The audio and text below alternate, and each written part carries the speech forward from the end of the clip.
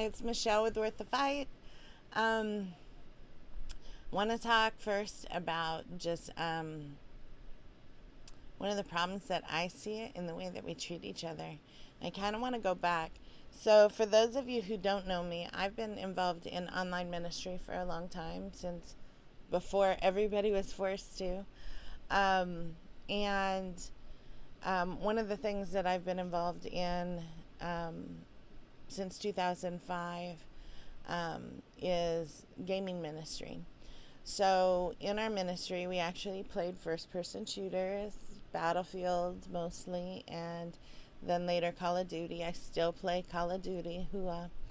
But one of the things that happened that we would see that really blew our minds at first is there were kids who would come on and they would say the most appalling things ever, right? Like there was no accountability for it because they hid behind an avatar, right? Which is like an image. It's not even your picture, it's a fictitious name.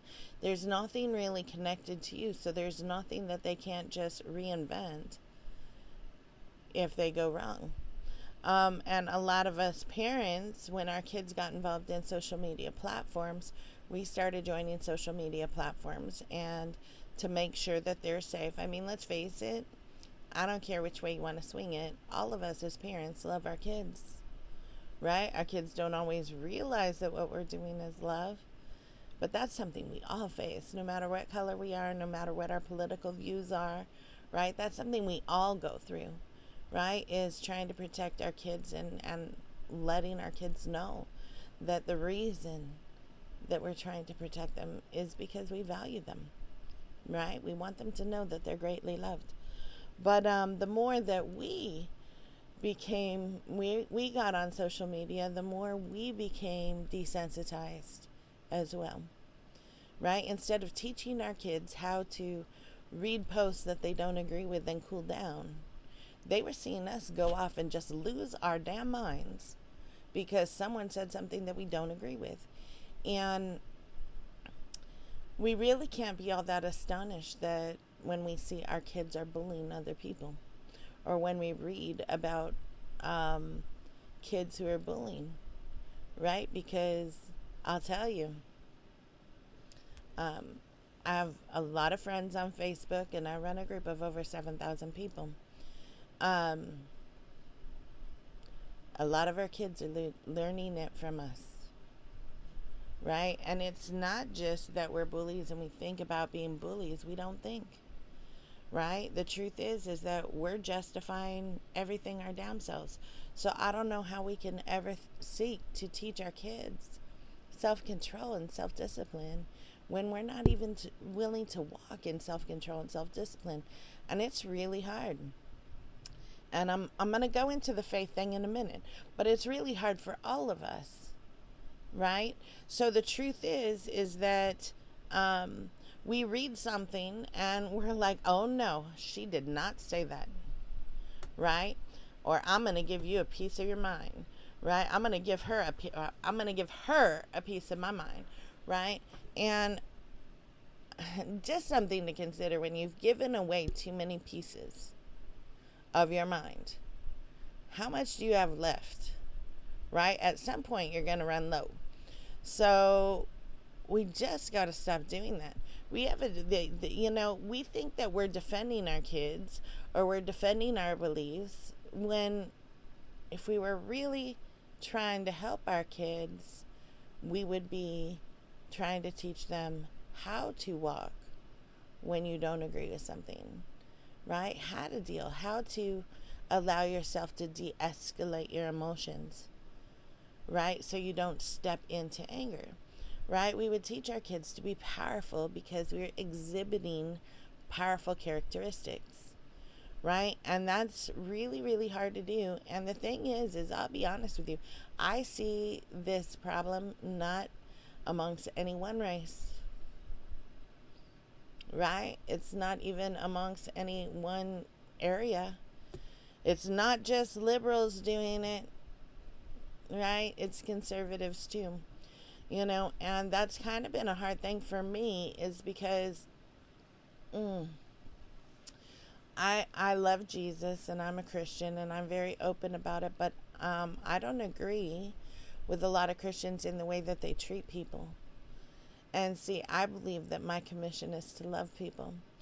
My commission, in fact, you know, the Pharisees asked Jesus, which is the greatest commandment, and he said to love God and to love others.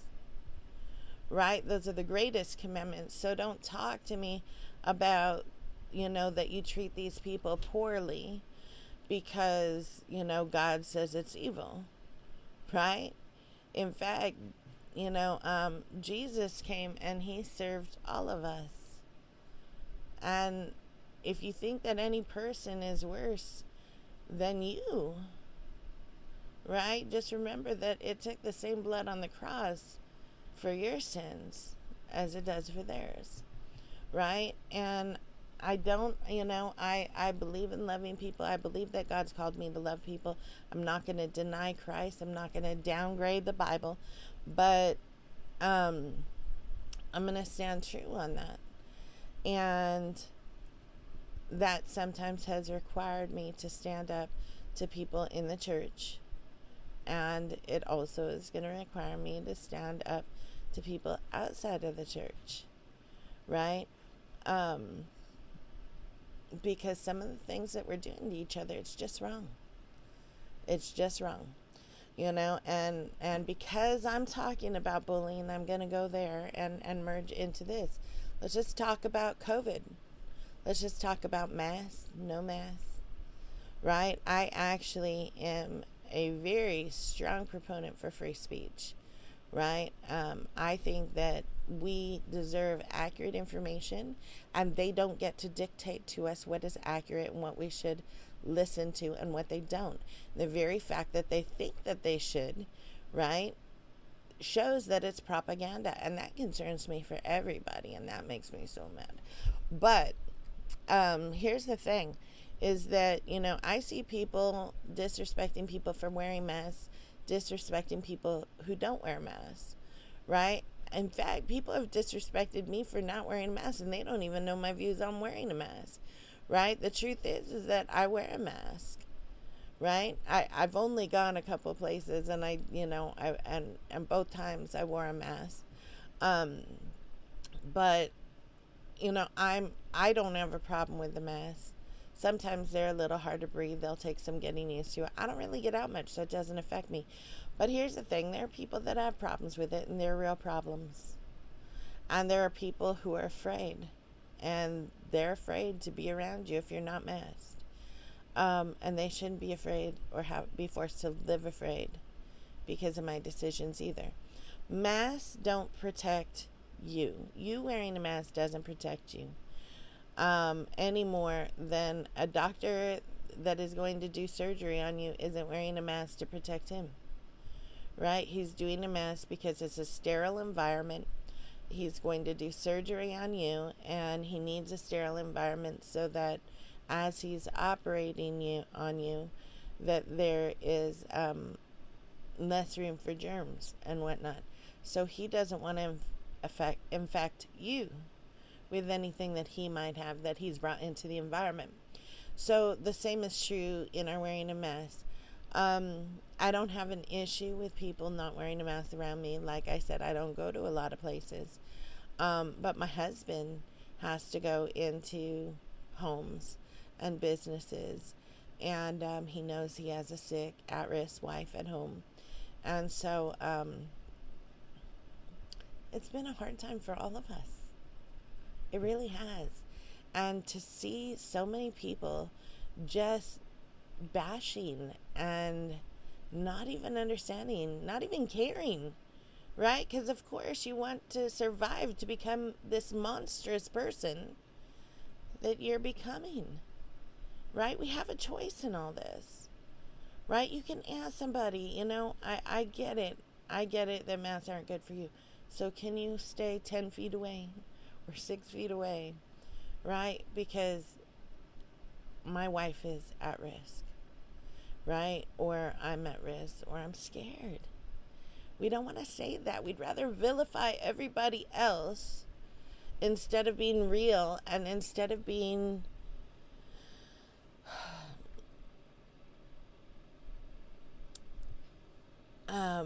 intimate and letting somebody know your vulnerabilities, right? And I'll tell you, me sharing my vulnerabilities with people has been my strength, right? Well, God is my strength. But here's the thing, is that God never calls me to be fake. I don't have to be ashamed or live ashamed of anything that I go through, even the things that I am ashamed of. I don't have to live ashamed, right? If once they're under the cross, then I'm forgiven, right? And so it becomes his testimony in my life, right? That in spite of me and my shortcomings, he's been there, right? And so,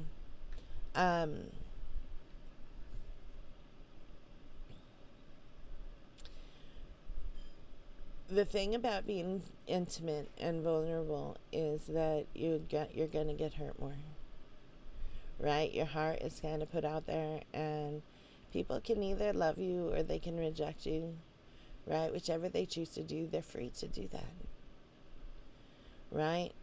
And sometimes it hurts, right? Rejection hurts. But man, I would rather have my heart out there and be trying to live real, and be trying to live right, and not being ashamed of my shortcomings than to not let my heart live, right? Like, I've had some of the greatest friends in the entire world, and whether they believe in mess or don't believe in mess, whether they're white, brown, black, whatever color in between, whether they're Democrat or Republican, I have some of the most amazing friends in the world. I'm very blessed. And we're in this together. So the next time, you can all look kind of at your Facebook pages and your, your news feeds, and you'll be able to see who's likely to report you to the police. Because isn't that what they told us to do? Right? Turn each other in. Our state governments and our local media said, turn each other in. Right? So you can kind of look at your newsfeed and see who's most likely to do that. But we have a choice in that.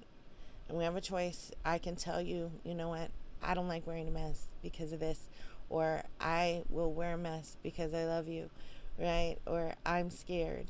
Right? And people not wearing a mask around me makes me afraid. Right? But what I will always be against, I will be against the censorship of information, because that is just crap.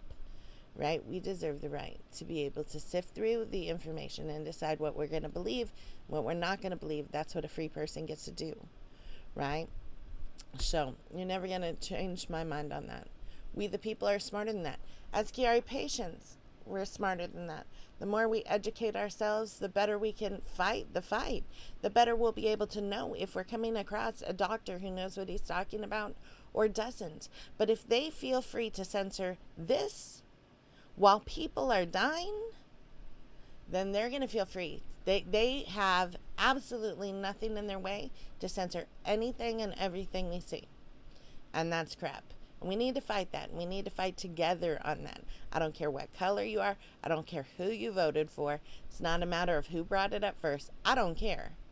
Right? We need to stand up for freedom of speech. And I didn't even say no names of medicine, so they really have no reason to be upset. Am I against them? Absolutely.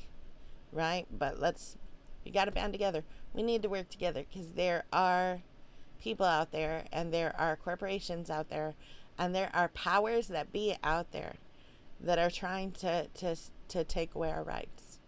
And we need to stand up for that. All right. Peace out.